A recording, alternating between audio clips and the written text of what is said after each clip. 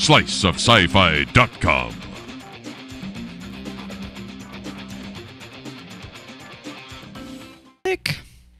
All right, and on to some extra cuts, guys. You know, we started talking about this a little bit, and this is the Camille Paglia, who basically called she called Sith the greatest work of art in the last 30 I am just shocked at this. 30 years. This is insane. And you know, Meghan kind of called it out, and you said, well, maybe we're taking out context. We don't know really how she's putting it in there. I don't think so. Although she did say greatest in the last 30 years. That I pretty did much look it up. yeah. I wasn't paying attention. She did say that, Yes. but I still want to know the context. Well, she said the reason is because the art world has flatlined and become an echo chamber of received opinions and toxic overpraise. That's a lot of wordy context. It on really something is. else. Not only that, isn't she technically overpraising Sith for what it is when you think about it? I mean, I think so. She's adding so much weight to it. It's almost a little double standard right there. Right. I mean, her very critique is the very thing that she's critiquing against. Yeah. Well, and here's the thing that I don't like about it is that it's like, what medium are we talking about? Yeah, Art is subjective, and it covers a lot of area. To being that broad sweeping, saying this is the best piece of art, art in what respect? In what sense? Well, and she said her book traces the key moments in Western art from the Egyptians to modern times. Which might be another reason why she didn't use anime. But I mean, I know also she gave another reason. Yeah, that might but be it also, too. I mean, really, is Egyptian art considered Western art? Seriously, not really. I would consider it an influence on Western art, Well, and so I'm okay with that. Lots of things are influential in Western art. Yeah, and if she wants to include that, that would be okay. I can understand not including anime because it's But very anime Japanese. has and reached anime, a point where it's now affecting Western art too. Right, Oh, but- absolutely. So to include Egyptian art, but then to just completely throw out anime, I think is disingenuous. Well, and think about this one. This is what she said why she tossed out anime.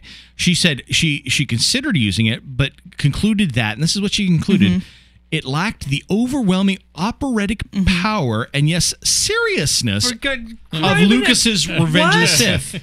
What? I think that's where she's not as informed about anime as she could be. She has a very, I think, it's a cartoon It's a attitude very about limited view of anime. But if if she is saying art in general, and she's portraying herself as quote unquote an expertise, you know, her expertise is, and she's not taking that seriously, then she really hasn't done her research very well. Right, and but it discredits her. Right, I'm going to argue that Fringe is the greatest work of art in the last 30 years. Well, I think we had it in the first part, and I really do believe this, that the Lord of the Rings trilogy is probably the most perfect piece of trilogy cinematic beauty, story, and everything else that's ever been put on screen. I mean, it rivals a lot of stuff out there. I mean, I think there's lots of film though within the last 30 years when you think about it. I mean, Blade Runner for what it was just it was 30 years dark, is a it long was time. gritty, it was visceral, it was that world. You felt that world when you're in the theater, especially if you see it on the big screen. I mean, it takes a lot away from it to be on TV. I mean, my TV's huge, but it does not bring the just gritty nature of that world like it does when it's on screen. And the fact is you know, like you said, 30 years is a long time. It is, it's a long time. And which is why I want to hear her arguments. Yeah, you know, I'd like to hear more about it because I mean, the fact that you say okay, Western art, and you're right, then that kind of discounts anime. But I mean, discounting Akira in anime is that's just evil. It's criminal. I mean, it really is. Or not even just anime. You could do manga as well because I mean, seriously. I mean, Akira, how Machiavellian can you get? I mean, it's insane that you would discount that. Yeah. Well, and even for that matter, if you're somebody that doesn't like Akira, what about something like Grave of the Fireflies? Oh, that movie is amazing. It is. Yeah. That is so. Yeah, it's just awesome. Or you could even go even further and say My Neighbor Totoro, right? Which is also a fantastic story, and Death Note, and it's Death Note. Even Death Note is insane. How good. Or even if you want to go visceral, Battle Royale. Oh dear God, yes. I mean, which you can say has influenced The Hunger Games, although she says she hasn't seen it, but. Well, but still. The idea of it has influenced it, I'm sure. I don't know. I feel like she's just taking generalizations and broad strokes out of all these different mediums, and because she liked the Sith, I think she's taking a piss completely and totally. I mean, seriously, because I mean, really, I mean, there's so much within this whole 30 years that just to discount it, and maybe she's doing it just to get eyes on her stuff. That might be. That's exactly what I was going to say. I wonder how much of it is she's just trying to say something provocative because she knows it's going to get people like we're doing right now. You know, hyperbole works. Right, you know, exactly. There's a reason that it's been out there for generations. And you know what? She kind of justifies it too. She says, you know, it's the emperor's new clothes. People are too intimidated to admit that they secretly think what they think, or they might She's think trying to with the piss people blinders off. off. Yeah, and you know, she's kind of doing it right there, saying, well, just because you think I'm wrong, you know, well, that proves my point right there. It's like, okay, that's faulty smoke the logic. other side of the crack pipe. And How then about? I went back and I read the article that was from. Yeah. And like near the end of it, she mentions how The Sopranos sucks, but The Real Housewives of Atlanta or something is awesome. Okay, she's She's a little crazy. Oh dear God! I want to know what this woman's credentials are. She's a professor. She's a professor of art. And Wow. the article was she talked a lot about how she doesn't think Is she in Washington elementary or Colorado? I'd have to look it back on my phone. I'll look at it when I'm not doing video. But What is she smoking? she oh gosh, what was it? She was the reason she wrote the book was so that there could be more classical art education in like elementary and middle schools.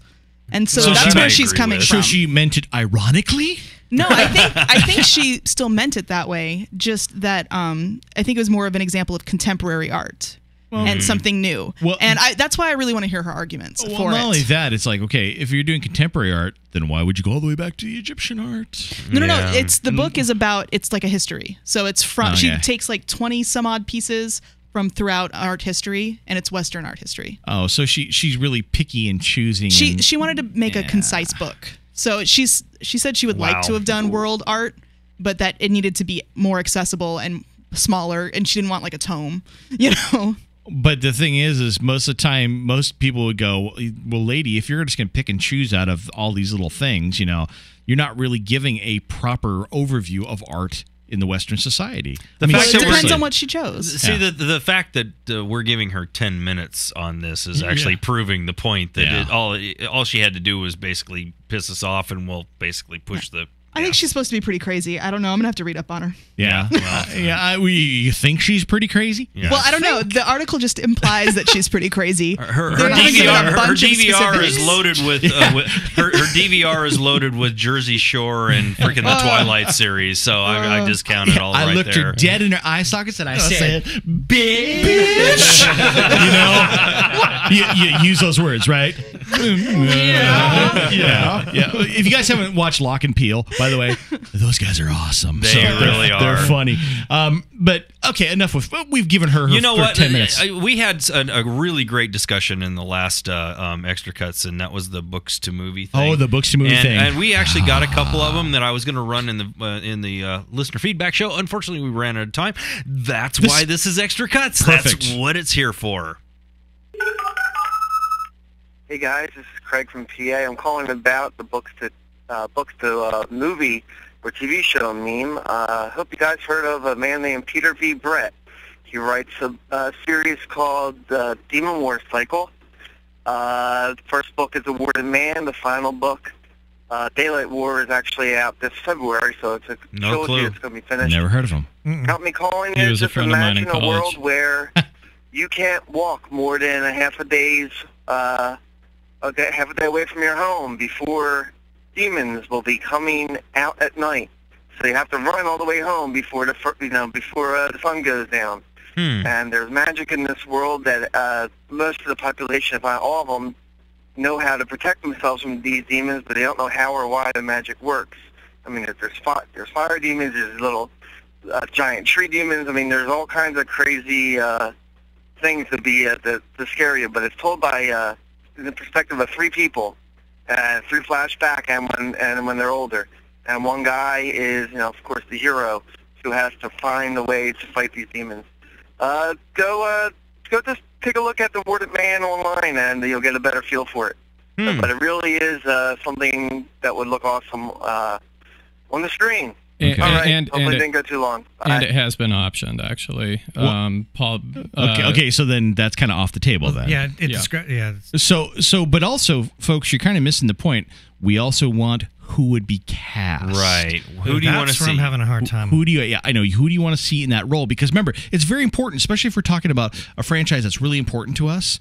Who would you have in that iconic role? And Sam and I had two exact thoughts of ones we wanted to do, but her and I need to really talk about them and hash out who we think would be really good actors. Sam is a lot of times better with actors and actresses' names than I am, because I go, oh, that guy or that girl who's in this, and she'll go, oh yeah, rattle off a name, and you're like, oh, okay, that's who it is. You know, the easiest one for me is just, Pern, but everybody's been screaming about that for forever. They've been talking about that. And that movie has been optioned and then taken off and then optioned again and then taken off. So I think that one is now. I think that whoever does this has got to have the biggest pair of brass ones that there are out there. And they have to do it right. Holy crap, the pressure to do that one right is like, I mean, how would you cast Fleur? I mean, how would you cast Lissa? I mean, oh my God.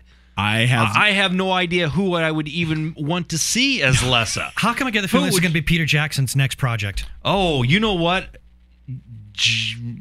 I would be behind that. I think I would let him do that. Guillermo del Toro. I would let him do everything. Del Toro could probably pull it off. It'd be darker. Well, it should be. Actually, that's the thing that's the one thing that I did like about the books is they got a little darker as they went along because anyway, we'll get but that's one. But so this guy was your roommate in college, Noah? No, he wasn't a roommate, but he was a classmate. Oh, really? Well, in fact, actually, it was funny.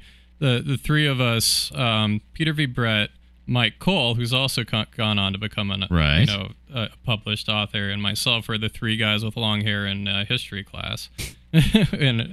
So when's your book coming out? Yeah, I know. That's kind of what I'm thinking about too. Yeah. Okay. Got it in your back pocket. Yeah. So folks, we want a cast. A director would be nice as well. And you could even go far as who would you want to score your movie as well? That would be bonus points. That part's easy. Yeah, bonus points for that. I know, my answer would always be Thomas Newman. So Michael Giacchino. Grammerville. Great. Bear. Bear McCreary. Oh, dude. Bear McCreary. You're right. So, all right, you got another one. You said.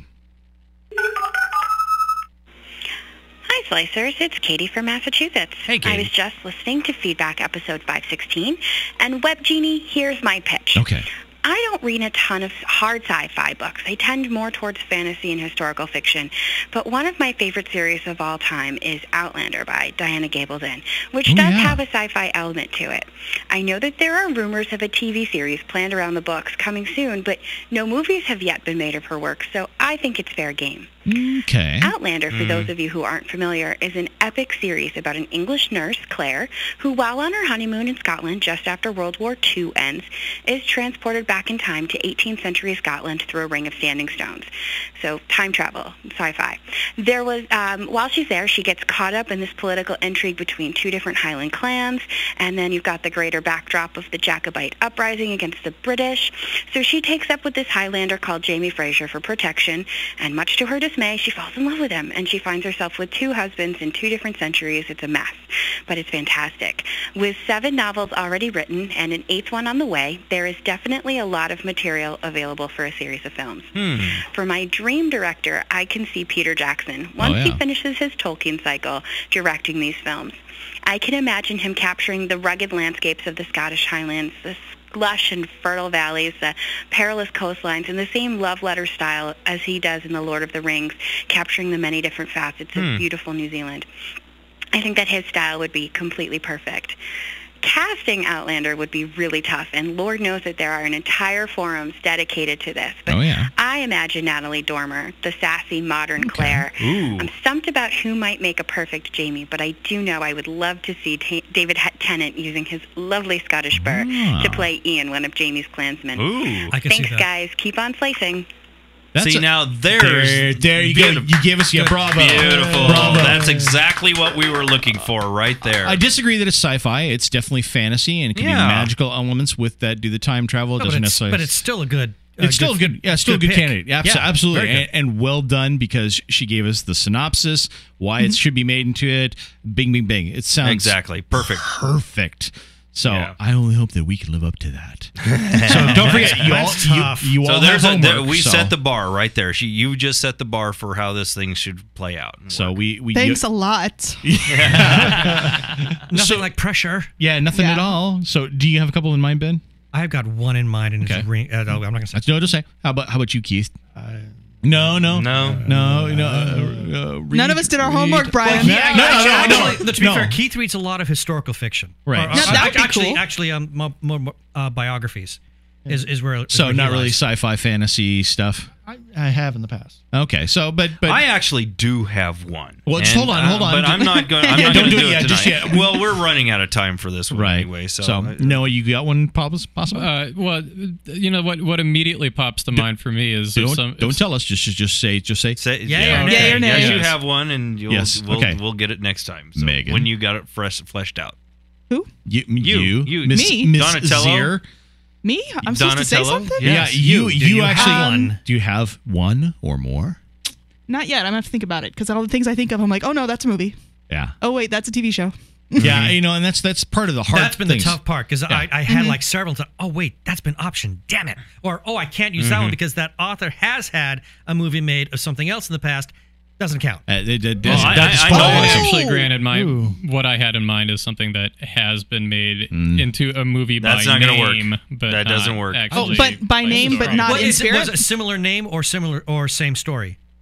Name only. Name only. Can I just say it? Yeah, go ahead and say it. iRobot. No.